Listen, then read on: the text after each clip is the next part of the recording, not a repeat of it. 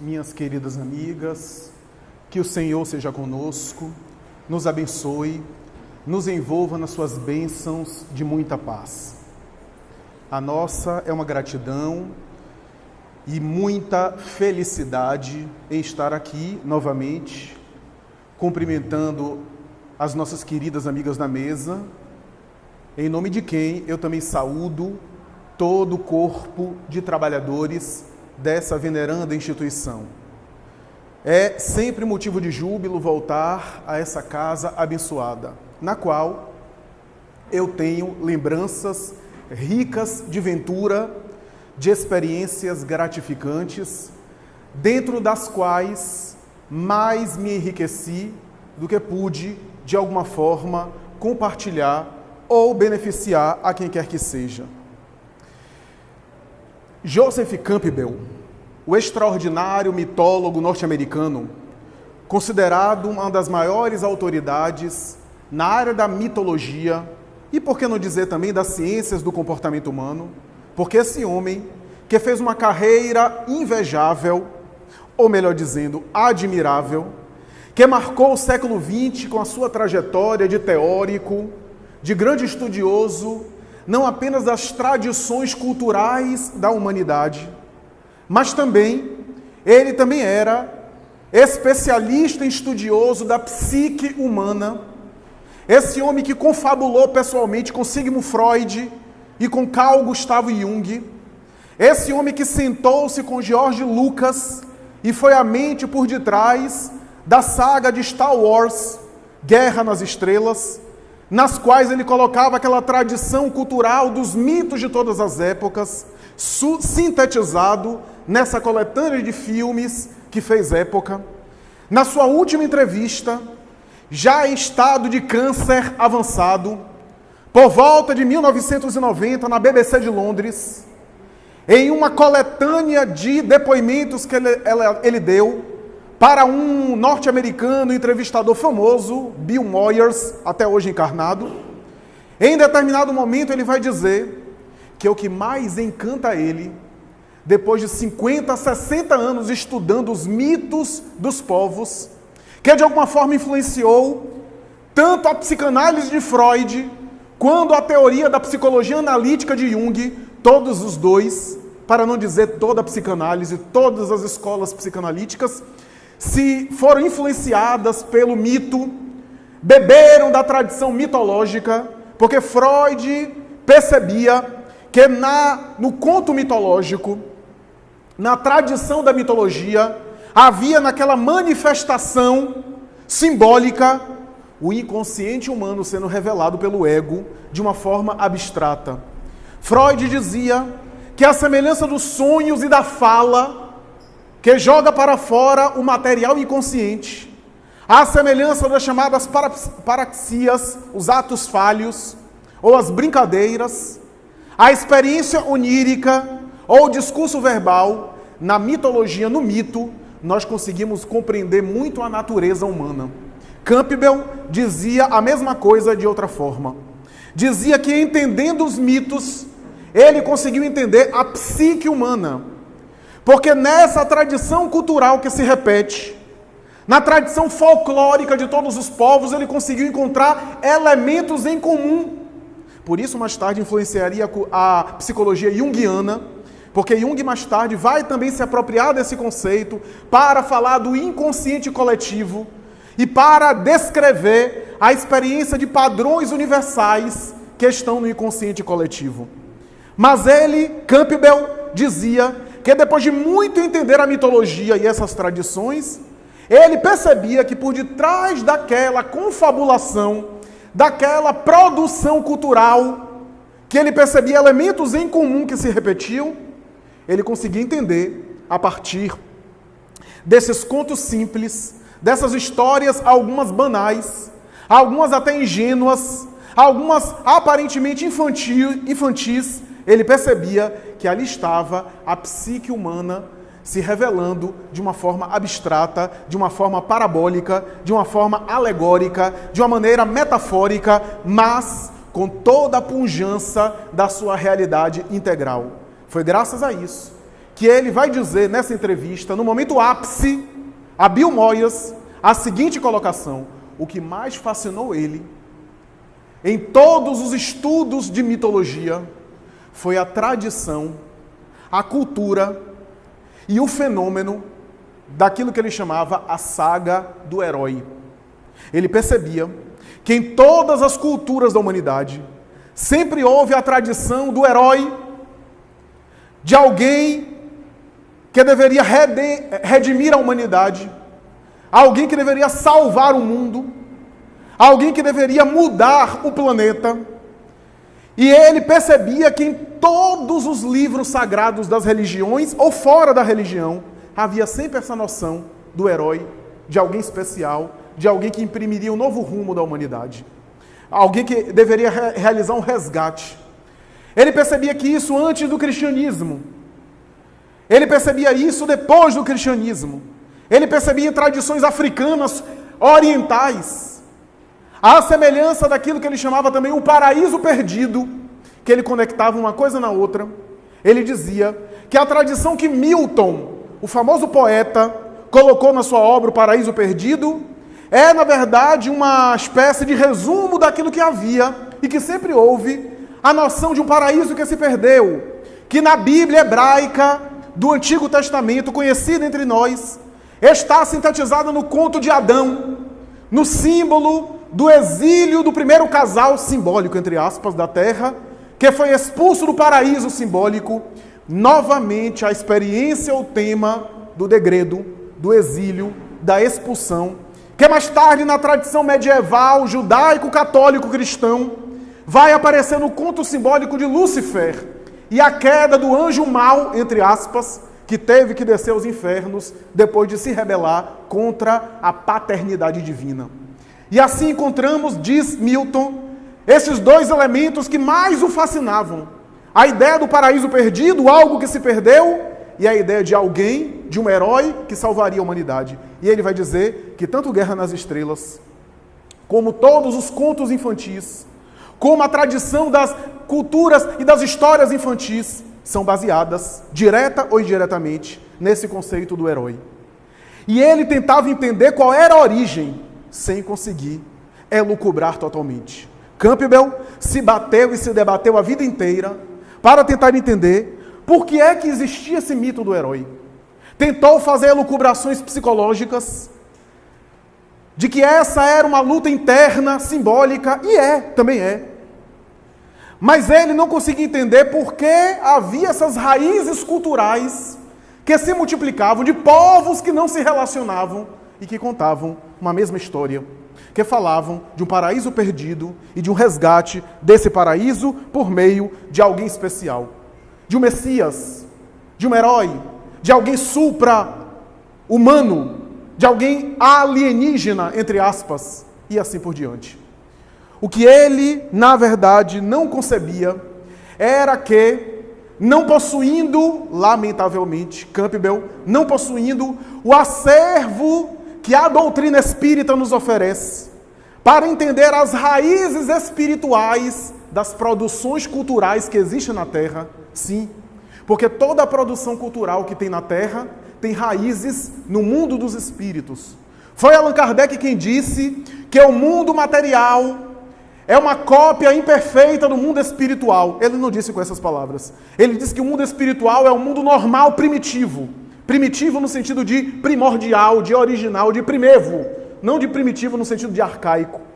E ele chega a dizer que se não houvesse um mundo material, o mundo espiritual não se perderia e não sofreria nenhum tipo de abalo. Porque o mundo espiritual é o mundo das causas e o mundo material é o mundo dos efeitos. A experiência na chamada carne, já que a rigor existe matéria tanto na carne quanto fora da carne. Então o mundo espiritual também é feito de matéria, ainda que seja uma matéria quântica, entre aspas. Mas a experiência na matéria carnal, a experiência na vivência com carne, é apenas uma etapa transitória do ser inteligente. É apenas um período pontual. Porque a entidade inteligente, o princípio espiritual, evolui fora da matéria. Em outras instâncias, não apenas no processo biológico.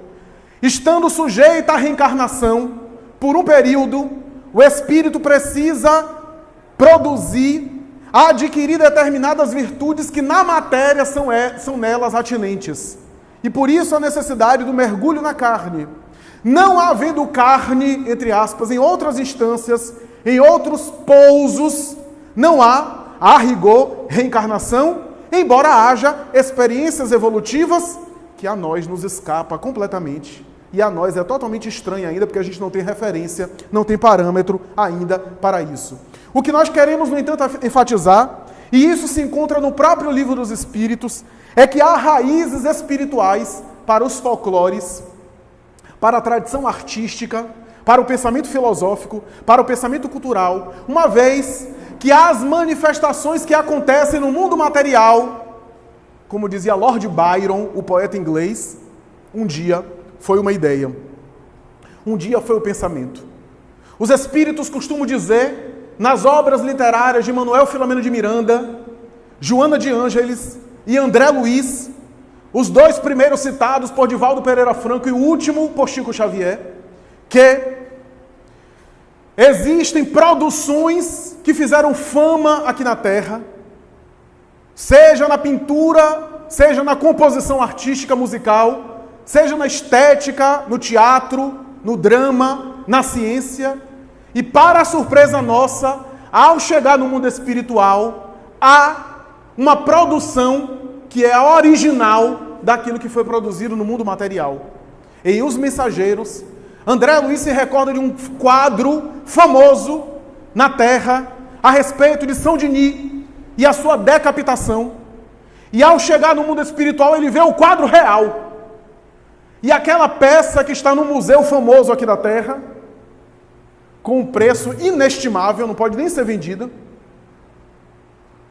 é uma cópia imperfeita, uma xerox de má qualidade daquilo que ele visualizava e que ele não tinha palavras para descrever para nós. Assim é numa produção artística, assim é na tradição de todos os povos, já que o mundo material, a matéria mais grosseira, traz algo de imperfeito comparado com a matéria mais sutil, mais diáfana, menos grosseira. A verdade é que quando nós examinamos essa realidade, percebemos na tradição do mundo espiritual, que nós vemos, por exemplo, lá ao longo dos tempos, espíritos escreverem, falarem, que a vida no planeta é ensaiada desde épocas muito primárias, nos laboratórios da natureza, por engenheiros e por espíritos dedicados a esse mistério, que se encarregam de executar as ordens de Deus e de produzir a vida como ela se manifesta. Porque o acaso ou automático são insuficientes para explicar, por exemplo, a fecundação sexual, como dizia Albert Einstein. Como é que de uma mesmo ramo se produz células tão diferenciadas, dizia ele. Como é que uma célula ovo, que é a junção das duas células sexuais, masculina e feminina, daquela mesma realidade celular, se multiplica a célula de cabelo, célula de marfim, célula óssea, neurônio, célula da epiderme, como se eu plantasse banana e colhesse o resto de todas as frutas. Há algo inteligente por detrás, formatando, seja na fecundação animal, seja em outros processos que a nossa percepção ilimitada não consegue ainda abarcar. Essa realidade nos faz pensar naquilo que o Espírito Emmanuel costuma afirmar, através de Chico Xavier, que as mãos invisíveis daqueles que operam no além-túmulo, a serviço do bem, trabalham desde os fenômenos automáticos da vida biológica até as manifestações mais inteligentes, que também têm acesso e intervenção espiritual. Mas Allan Kardec já havia contemplado isso. Em O Livro dos Espíritos, no item número 215, Kardec pergunta uma questão que é intrigante. Ele vai dizer de onde vem o caráter distintivo que se nota em cada povo, em cada nação, em cada país.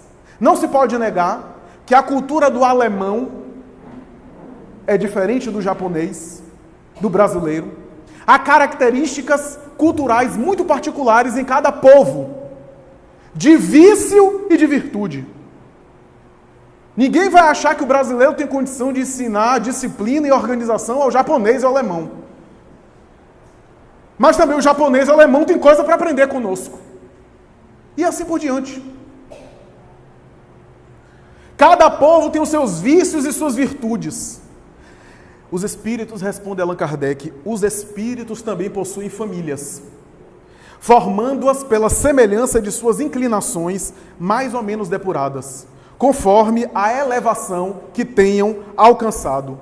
Pois bem, um povo é uma grande família de encarnados e desencarnados, que se reúnem espíritos simpáticos, que têm semelhança de gostos, de preferências.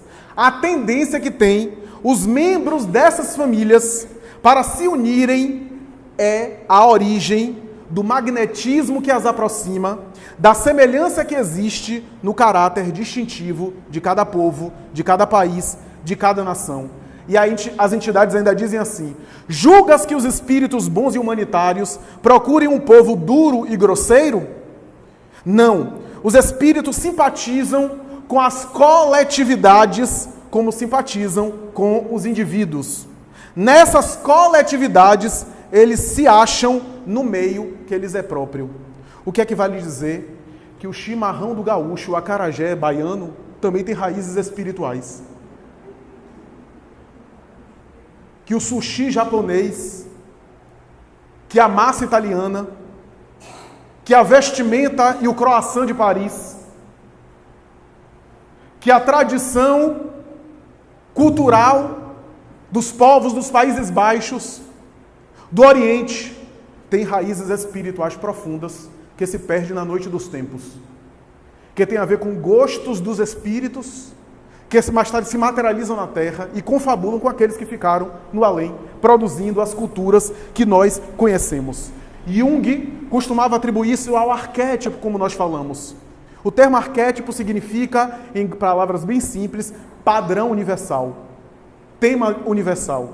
Arcaico, tipos primitivos, marcas primitivas, marcas antigas. Jung tentava entender isso sem a dimensão espiritual, tentando fazer uma abordagem exclusivamente psicológica para dizer que há um inconsciente coletivo no qual, no indivíduo, arquivam-se temas gerais da humanidade. Temas gerais. Foi uma solução inteligente, mas não consegue entender qual é a origem disso. Qual é a origem dos arquétipos? A solução dele era dizer que os arquétipos são herdados geneticamente. É porque na época de Jung, a genética de Mendel estava ainda engateando os primeiros passos. Hoje se sabe que não há prova nenhuma que características psicológicas e morais são transmitidas, geneticamente falando. Não se pode comprovar que conteúdos psicológicos são transmitidos. Mas essa era a tendência dele para tentar solucionar uma questão que tem raízes espirituais. Os arquétipos, na visão da doutrina espírita, são os conteúdos nossos de outras encarnações. E como nós pertencemos à mesma humanidade, trazemos temas gerais da humanidade. O inconsciente coletivo é esse arquivo das minhas encarnações passadas, diferenciando do inconsciente pessoal, que é da minha infância, da minha encarnação atual, que é aquele inconsciente de Freud, dos conteúdos de desejo, da libido, das repressões, das neuroses, dos recalques. A grande colocação que a doutrina espírita faz sobre isso é dizer que as marcas dos arquétipos são experiências de outras encarnações ou experiências vividas no além-túmulo. O que significa dizer que uma marca, por exemplo, do exílio é porque os espíritos trazem isso nos refólhios da sua memória espiritual. Em outras palavras, quando Emmanuel examina, por exemplo, em A Caminho da Luz, a obra magistral sobre o assunto, o tema do exílio de Capela, ou de outros, não precisa ser só de Capela. Capela foi uma referência citada, porque houve vários exílios.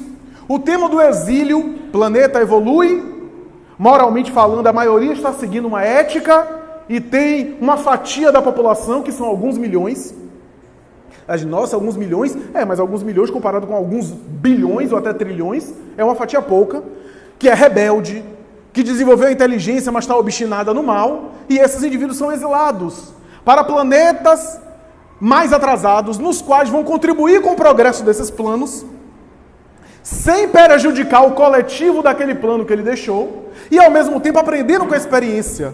Embora o espírito não retrograda, porque ele não perde as suas conquistas, ele pode ir para o meio mais atrasado, mas as suas conquistas internas permanecem naquele ponto onde ele parou.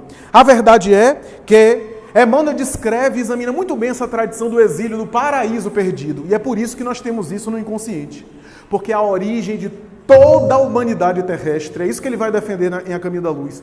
Toda a humanidade terrestre, como está, não apenas do ponto de vista étnico, do ponto de vista fisiológico, por conta da elaboração, da anatomia humana, do Homo sapiens sapiens, do salto evolutivo, não apenas se deu com esse exílio, mas também a civilização como foi construída, a cultura ocidental e oriental é herança desses povos exilados que vieram para cá. Ou que viemos para cá, se realmente nós, alguns de nós, fizemos parte desse grupamento. E Emmanuel descreve com tanto detalhe as 4 raças padrões que fizeram 4 culturas maiores e que mais tarde produziram a miscigenação e a riqueza cultural que nós temos na Terra, desse paraíso perdido, de Campbell, do conceito de Campbell. A ideia da queda, que em minha opinião pessoal, aqui eu estou falando em minha opinião pessoal, que pode ser passível aqui de erro, pode ser totalmente equivocado, é apenas a guisa de hipótese. Penso eu que o próprio Emmanuel é um capelino exilado, porque ele fala com tanta propriedade que somente alguém que foi exilado para falar da saudade, para falar da reminiscência. Ele pertenceu não apenas a Roma, mas é um antigo senador romano que foi grego.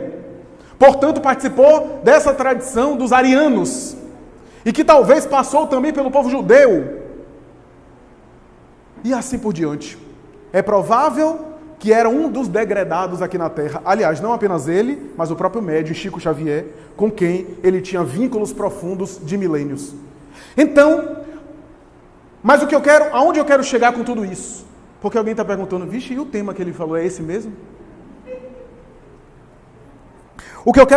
Aonde eu quero chegar é que se o tema do paraíso perdido tem raízes espirituais, há um momento que Emmanuel, A Caminho da Luz, diz o seguinte: quando os capelinos vieram para a psicosfera da Terra, todos, estamos falando de alguns milhões, todos tiveram uma entrevista pessoal com o governador espiritual da Terra. E ao mergulharem na Terra, eles não apenas sentiam saudade da experiência da casa natal que deixaram, mas daquele contato inesquecível. E serão aqueles capelinos que formarão as bases éticas, civilizatórias, materiais também, e espirituais do planeta futuro, graças a esse contato numa entrevista pessoal, porque Jesus, com a sua misericórdia, recebeu eles, com seu amor, acolhendo-os para que eles pudessem também favorecer o progresso do planeta, e prometeu estar com eles todos os momentos. Foram eles que vieram à Terra na condição de um Pitágoras, de um Sócrates, de um Platão, dos grandes construtores da filosofia, da religião, do pensamento de maneira geral, preparando o momento para a vinda dele. O herói de Campbell é Jesus. O Messias que redimiria a humanidade é Jesus. Aliás, Campbell não leu Emmanuel, mas na época dele, Emmanuel já tinha escrito A Caminho da Luz, quando em determinado momento Emmanuel diz assim: se a gente for ler a tradição cultural de todos os povos, todos eles falam da profecia da chegada de alguém que dividiria a época, que marcaria um novo momento na humanidade. É por essa razão que os espíritos costumam dizer que Jesus não é apenas o guia e modelo da humanidade, questão 625 de O Livro dos Espíritos, modelo e guia da humanidade, conforme Kardec colocou, mas Leon Denis mais tarde falou que Jesus é o construtor do orbe. Joana de Ângeles não apenas o governador da Terra, mas um dos arquitetos do sistema solar. É que vale dizer que é um espírito sumamente puro, perfeito, e que esteve nos ensaios iniciais da formação do planeta, a ponto de a gente poder dizer que todo o planeta tem o perfume dele. tem o DNA dele, que não dá nesse planeta para fugir de Jesus. Mesmo que a gente queira, a gente está mergulhado na atmosfera dele, no DNA dele. Porque Emmanuel vai dizer que ele esteve em pessoa com a sua equipe, pensando nas primeiras formas de vida, que pela evolução mais tarde daria ensejo aos organismos mais complexos do ponto de vista evolutivo. Jesus, portanto, não é um homem apenas barbudo, profeta. Ali foi a veste dele daquela encarnação. Que, aliás, foi uma única encarnação no planeta Terra. Porque realizou o seu processo evolutivo em outra dimensão que a gente nem sabe. Aliás, nem Emmanuel sabe. Nem Joana de Ângeles sabe. O que Joana de Ângeles fala em uma das suas mensagens é que ele realizou o processo evolutivo em outra dimensão, inacessível a nós. E quando o planeta estava se formando, ele já era o espírito puro. Por essa razão, nós costumamos dizer que Jesus, na doutrina espírita, não é Deus, mas é muito maior do que a gente costumava imaginar. Porque o Jesus que eu aprendi na infância é o Jesus que eu admirava na cruz, naquele martírio. Mas teve tanta gente também vivendo martírio parecido. O que é que faz de Jesus especial? O que é que faz de Jesus um mártir diferente de uma Joana d'Arc, de um Giordano Bruno, de um Francisco de Assis, de um Ian Hus?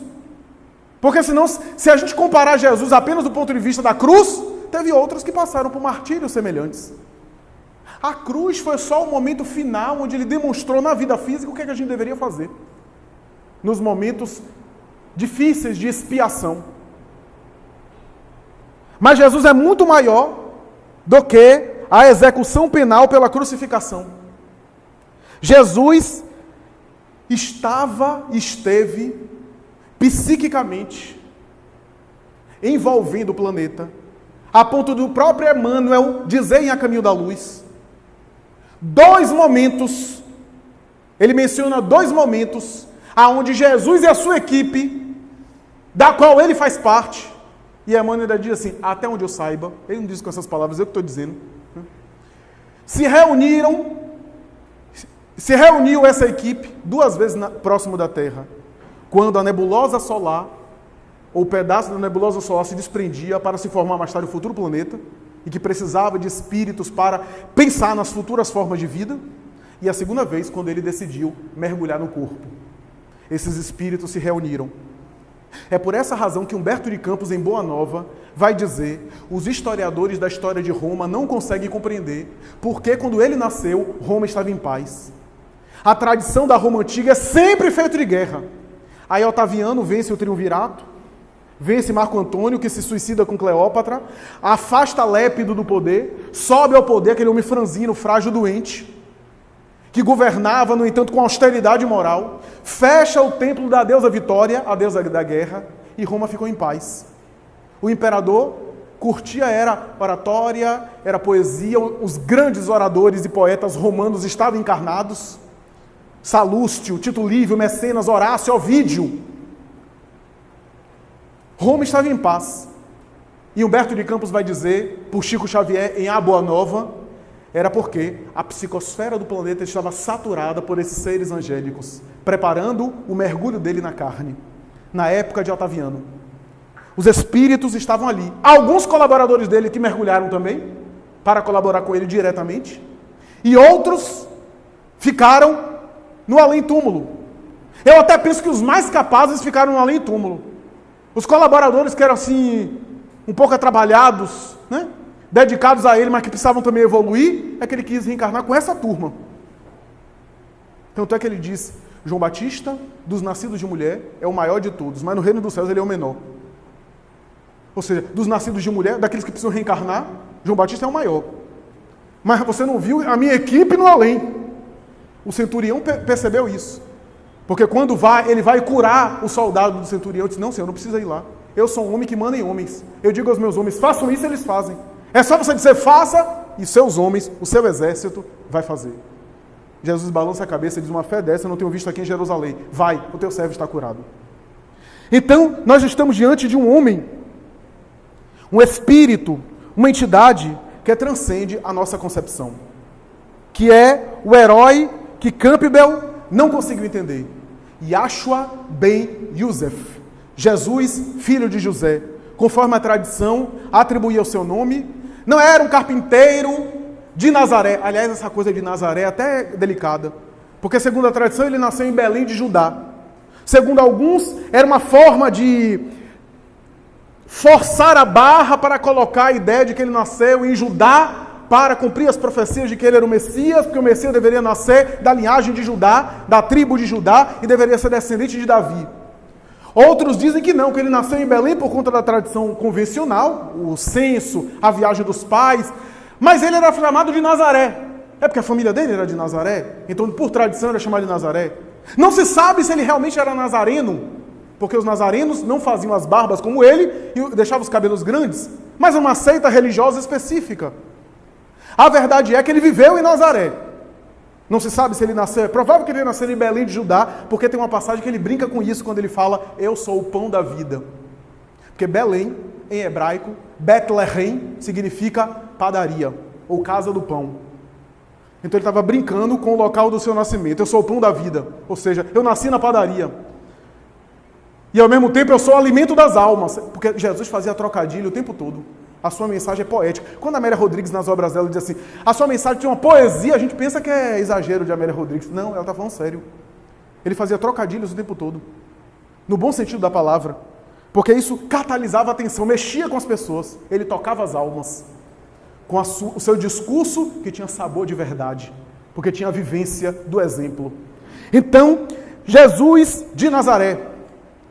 Foi assim que ele foi chamado pela primeira vez, numa sinagoga, quando o texto de Isaías foi aberto, o texto sobre o Messias, o doutor da lei leu e começou a comentar, depois ele toma a palavra, quando é franqueada a palavra para o povo geral, ele começa a interpretar aquele texto de Isaías que as pessoas ficam estupidificadas, e quando acaba ele olha para as pessoas sem nenhum medo e diz, essa profecia sobre o Messias está se cumprindo agora. As pessoas ficam escandalizadas, algumas porque alguns entenderam.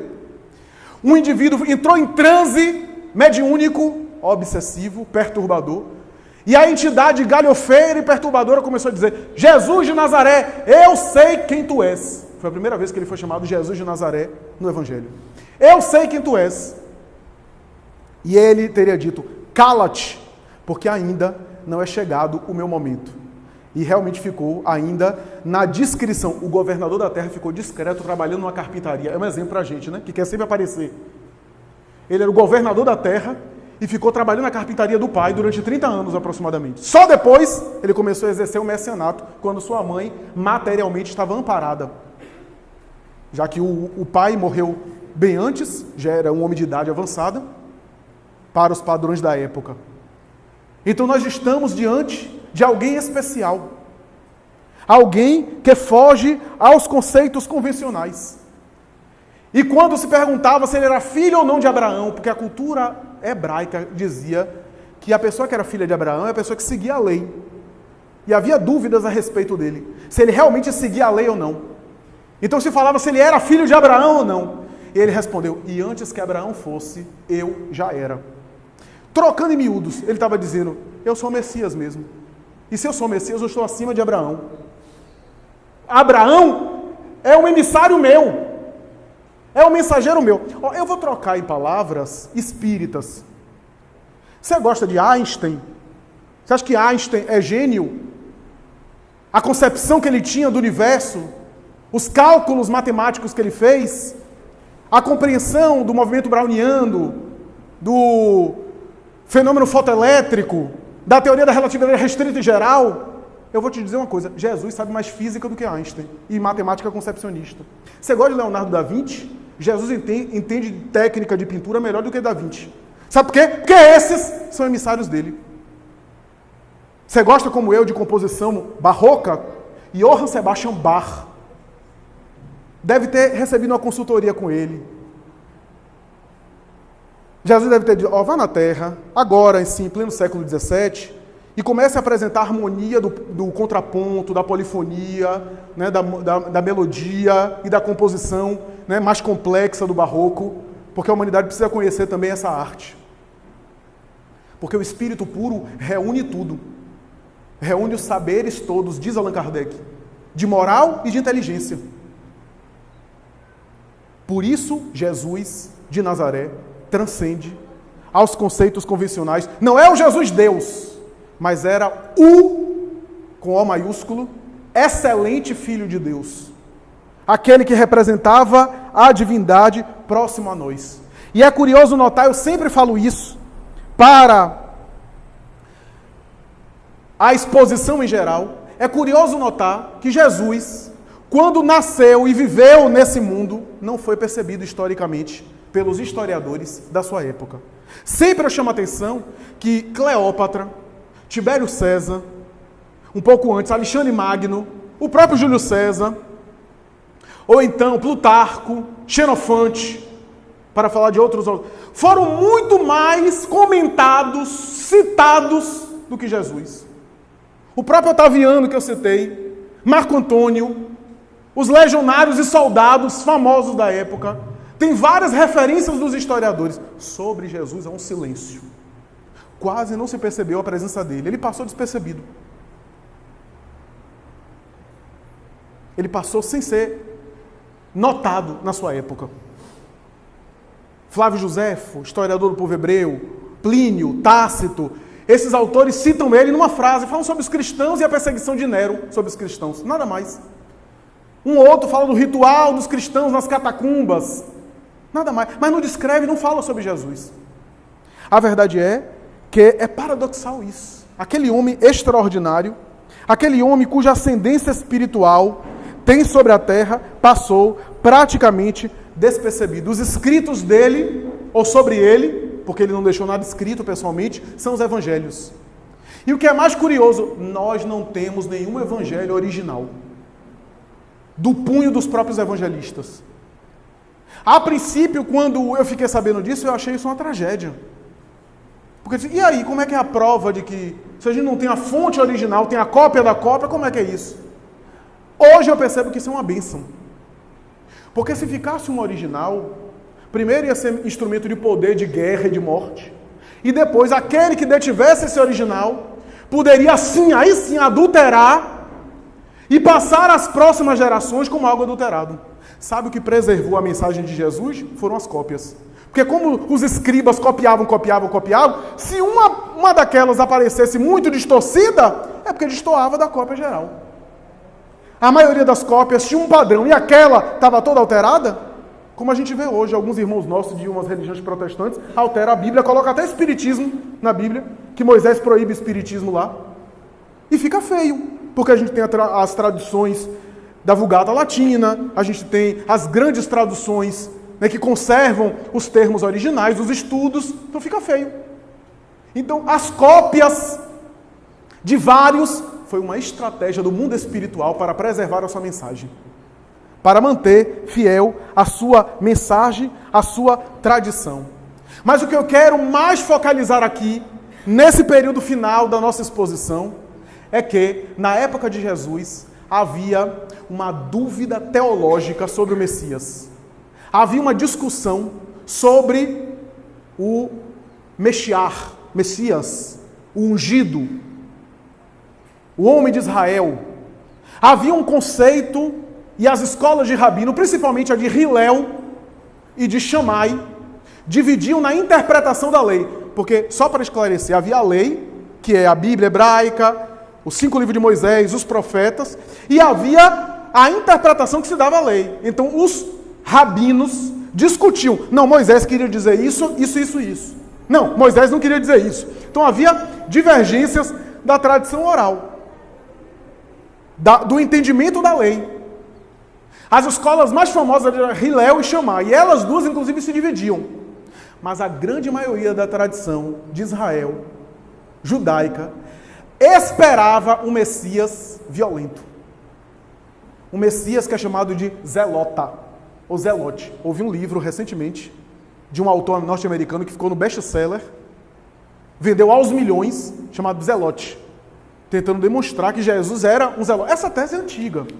O livro é bom, é admirável, mas é uma tese antiga, já superada, aqui para nós. A ideia de que o Messias deveria ser um guerreiro. Por isso, até hoje, as tradições de parte do judaísmo não reconhecem Jesus como Messias. Porque o Messias deveria ser alguém com o poder do executivo, que deveria tomar as rédeas do poder de Israel, colocar Roma no seu devido lugar e erguer a antiga Palestina como centro do mundo. Abençoar o povo escolhido por Deus, que era o povo hebreu. Essa era a ideia. O hebreu esperava isso. O Messias que fizesse uma revolução. Por isso que Judas queria apressar a revolução. Porque Judas olhava Jesus como esse Messias. A maioria das escolas achava que Jesus, ou melhor, que o Messias deveria vir assim, nessas características. Porque boa parte dos profetas falava de um Messias guerreiro.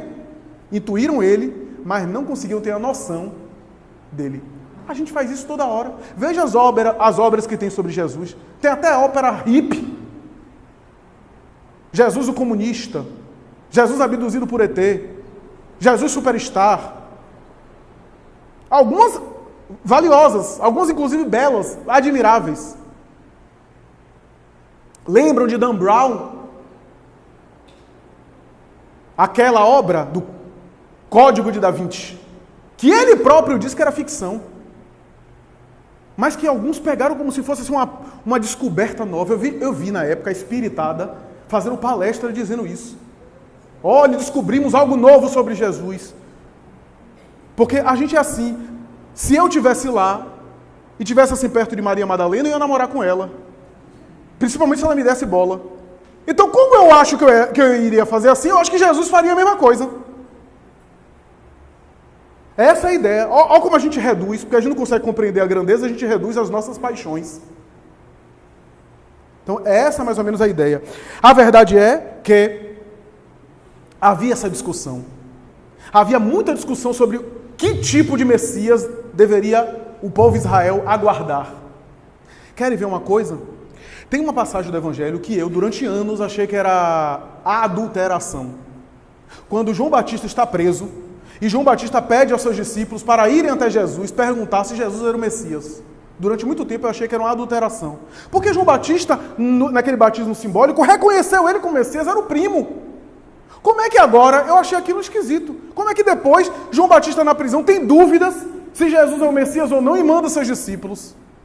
Só recentemente eu consegui compreender que não é uma adulteração. O que acontece é o seguinte, primeiro que os discípulos de João Batista se melindravam com os cristãos.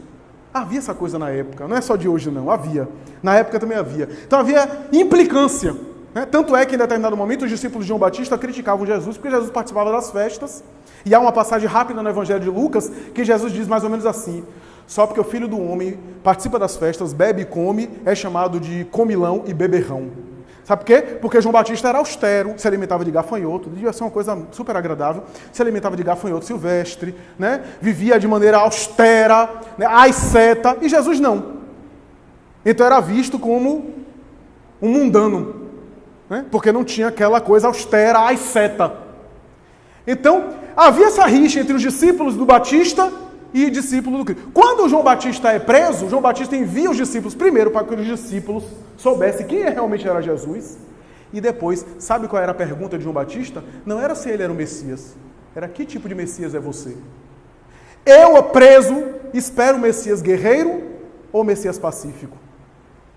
E Jesus responde aos discípulos: diga a João que os cegos veem, que os surdos ouvem, que os aleijados se levantam, que os leprosos limpam e que os loucos recuperam a saúde.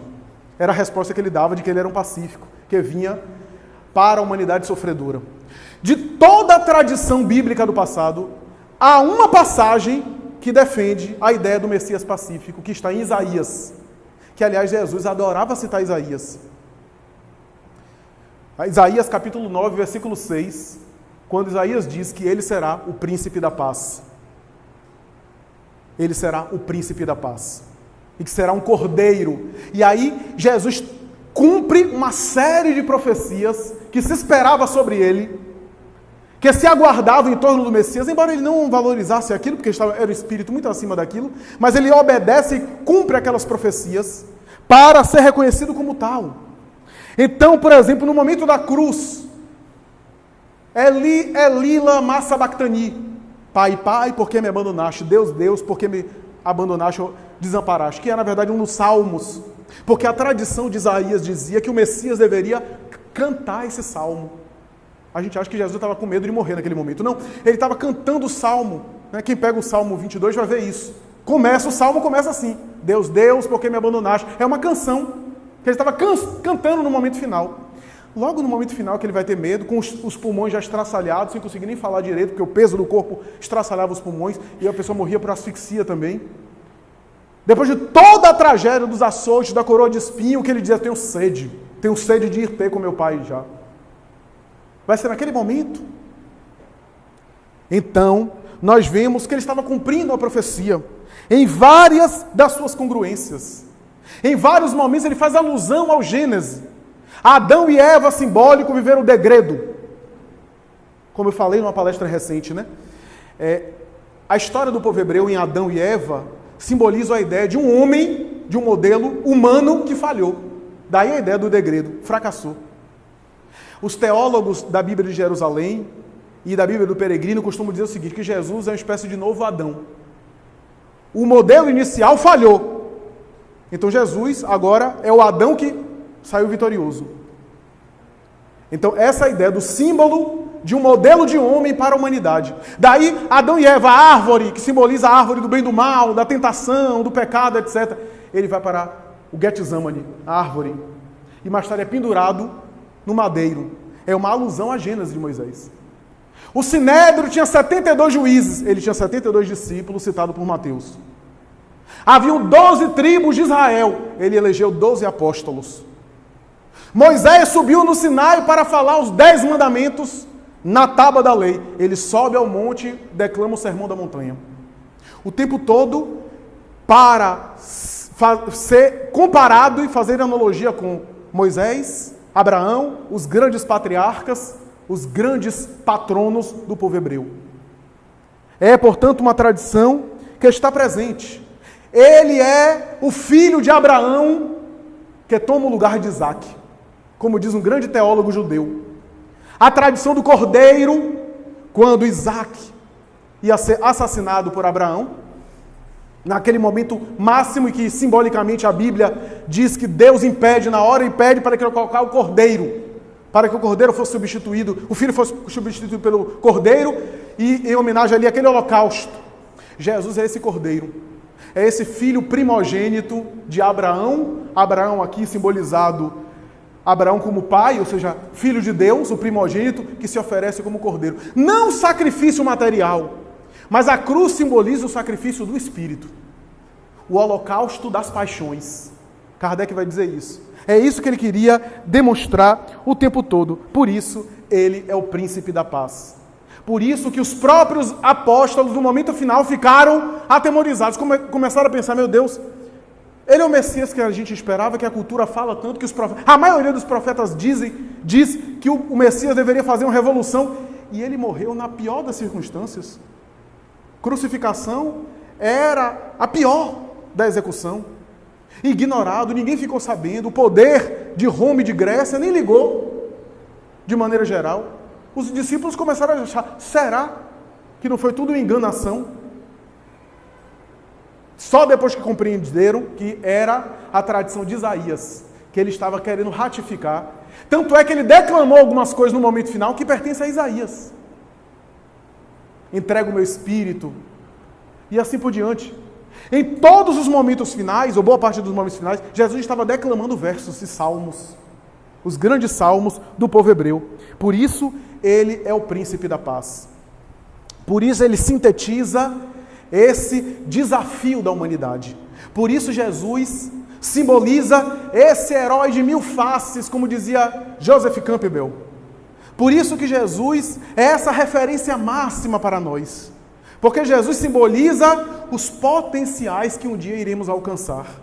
Jesus simboliza a referência espiritual. Nele nós temos, e quando falamos nele, é porque o Evangelho é ele. O Evangelho não são apenas teorias. O Evangelho é a vida dele. É o seu exemplo. É o seu comportamento oferecido. É por isso que nele nós encontramos as grandes soluções e os grandes amparos para a nossa alma. Porque é como se fosse um irmão mais velho, é como se fosse, não é o irmão mais velho, muito mais experiente. Então quando eu chego, paro e olho, meu Senhor, eu estou com tal e tal questão. Se ele pudesse falar, ou melhor, ele pode falar, ele poderia me dizer assim, olha, nos últimos 5 bilhões de anos, eu tenho lidado com esse tipo de questão. E na época que eu evoluí no meu processo evolutivo, eu devo ter lidado com isso umas 10 milhões de encarnações. Então eu tenho uma certa experiência no mercado para te orientar. Né? Eu tenho um certo know-how no meu currículo para falar para você o que é que você deve fazer. Porque a experiência ninguém dá para o outro. Teoria a gente passa, mas experiência só na vida, só na vivência. A gente olha para um filho, e quando a gente tem experiência e maturidade, a gente vê um filho fazendo algumas coisas. Menino, pare com isso. Aí o filho chega na adolescência e o pai vai dizer, olha, eu já passei por isso, tenha cuidado, vai quebrar a cara. E às vezes o menino tem que quebrar a cara mesmo. É orientado em tudo, mas quer viver a sua experiência. A mãe também para a filha, menina, eu já tive a sua idade, tenha calma, não é por aí. E a menina adolescente acha que vai ganhar o mundo, que vai consertar a terra, né, que está com o amor da vida. Uma menina de 12, 13 anos tem o amor da vida. Até por um microfone se apaixona. Mas se a mãe é sensata, vai dizer, eu já passei por isso. Eu tenho uma noção, eu vou orientá-la e tudo, mas sei que essa é uma fase que todos nós passamos. É uma fase. Imaginemos Jesus. Jesus olha para a gente e diz assim, é uma fase, meu filho. É uma fase de alguns 1000 anos. Mas é uma fase. Então, na minha comunidade de Cristos, você está com um problema no casamento? Na minha comunidade de Cristo, tem um Cristo lá que é especialista em casamento. 10 milhões de anos no mercado. Tem outro que é só de família. Então, eu estou ilustrando para dizer que é um padrão, que é referência para todos os padrões. Que os grandes homens e mulheres na terra foram missionários dele. Estavam a serviço dele. Era isso que ele estava dizendo a Maria, a sua mãe, no momento final, na cruz. Quando ele diz, mulher, eis aí teu filho, filha, eis aí tua mãe, ela começa a compreender que não era mãe dele. Estava exercendo uma função da maternidade biológica, mas era colaboradora dele, da equipe dele, antes do berço. Que aceitou a missão de ser genitora do seu corpo físico. Mas o laço que ela tinha com ele não era um laço consanguíneo, era um amor profundo de almas. Não de mãe e filho, propriamente falando, mas de um vínculo muito mais profundo que se perde na noite dos séculos. Então, em Jesus, nós temos essa orientação. Por isso que a doutrina espírita repete as suas lições. Por isso que a doutrina espírita procura esclarecer, elucidar, para que a gente compreenda cada vez mais o Espírito Jesus. A sua vida, a sua mensagem de paz, toda ela centrada no amor. Todo mundo fala de paz. Mesmo aqueles que agem por violência, às vezes usam a paz. Jesus estabeleceu um verdadeiro paradigma, desafio sobre a paz. Porque Jesus vai estabelecer que a paz é resultado do amor. O amor é que conduz o indivíduo à paz. Essa paz que é dinâmica. Não é a paz da virada do ano, muito dinheiro no bolso, saúde para dar e vender. Porque essa é uma paz de comodidade, é uma paz de que desde que ninguém me incomode, eu fique bem, com a barriga cheia, com conta bancária recheada e com as sensações fisiológicas todas satisfeitas, eu me sinto bem. É uma paz instintiva, é uma paz que é muito frágil, que qualquer coisa tira essa paz. A paz que Jesus oferece é uma paz dinâmica, é uma paz que interiormente a pessoa não se abala, em que pese os desafios e tormentos de fora. A paz que Jesus vem estabelecer é o resultado do amor. Porque o amor, esse sentimento profundo que na época ninguém entendeu, porque o amor que se entendia na época era um amor no sentido grego. O amor eros. O amor da estesia, da sensualidade, o amor erótico, o amor apenas humano, apaixonado. O amor que Jesus oferece é algo muito mais sofisticado e desenvolvido. É um repertório que tem a ver com a ação do bem, colocando em prática com atitude, o desejo de se renovar e de crescer, o empenho de ser cada vez melhor, o desejo de oferecer ao outro aquilo que o outro pode e deve receber de melhor no sentido evolutivo da vida. O amor em Jesus é algo que é uma conquista racional. Que a gente fala em amor, a gente pensa já algo irracional. O amor em Jesus é o resultado do raciocínio, mas não é só racional. Se a gente for dizer que o amor é racional, a gente está reduzindo o amor apenas à experiência cognitiva. Não, o amor transcende a razão. Mas o amor é filho da razão, o amor no sentido maduro. Por isso que Allan Kardec vai dizer que o progresso moral é resultado do progresso intelectual, mas não decorre imediatamente deste. Porque para eu ser solidário, eu pensei, deliberei e agi conscientemente. Para eu querer fazer o bem, até me dedicar ao meu próximo, eu tive que raciocinar. Então, é esse amor que nós somos convidados a praticar, a executar, a vivenciar. Diante de tantos tormentos atuais, diante de tantos conflitos, ninguém está na terra de Joana de Ângeles em regime de exceção. Todos estamos passando por dissabores. Dissabor na família, dissabor em trabalho, dissabor na vida pessoal, dissabor na atividade profissional, na atividade doutrinária, na tarefa cristã, seja lá em qual tarefa que for, insistamos no bem. Perseveremos no bom caminho. Os Espíritos sempre nos dizem que não nos arrependeremos de termos feito o bem. Evitemos nos comprometer, atuar de maneira negativa. Que importa que os outros pensem isso ou aquilo de nós? O que importa é como você está espiritualmente, não como o outro pensa de você ou fala de você. Libertemo-nos do desejo, do ego de querer sempre ser bem visto. Não faz muito tempo passando por um drama ou experiência pessoal, como todo mundo passa, conversando com uma pessoa muito amiga, e mais tarde, em sessão mediúnica, uma entidade nos falava: o cristão verdadeiro tem que perder tudo, até mesmo aquilo que ele chama de dignidade, porque o apego demasiado à reputação e a imagem é também apego ao ego. Não te preocupas, vai adiante. Persevera no bem, trabalha no bem e deixa que o trabalho fale em teu nome. O serviço do bem fale em teu nome. Não procure usar as mesmas armas de defesa, de acusação, de justificativa. Porque ter armas nós temos.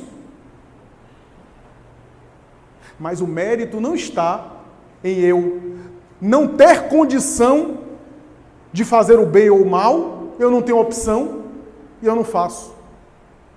O mérito está em eu ter nas mãos a possibilidade de prejudicar o outro, de até devolver na mesma moeda e não fazê-lo, e permanecer no bem. Esse é o mérito, porque está na minha opção, na minha alternativa. Esse é o amor maduro, inteligente, sábio, prudente, que Jesus vem nos convidar. Por isso, meus amigos, para concluir, nesse Natal, pensemos nesse Jesus, esse Jesus mais espiritual, esse Jesus que nos convida à renovação íntima, esse Jesus que nasce e renasce periodicamente em nosso mundo íntimo. Esse Jesus que é um convite à iluminação a todo momento. A cada dia nós temos chance, nos pequenos atos da vida, de nos iluminar. Não pense que você vai se iluminar apenas no trabalho da cesta básica, na ação do passe ou no transe mediúnico. A oportunidade que você tem de se iluminar é nas pequenas alfinetadas, como diz o Espírito amigo em O Evangelho segundo o Espiritismo. Você tem todo dia chances preciosas de se iluminar e muitas vezes você deixa essas chances passar. Esse é o convite do Evangelho de Jesus. Muita paz.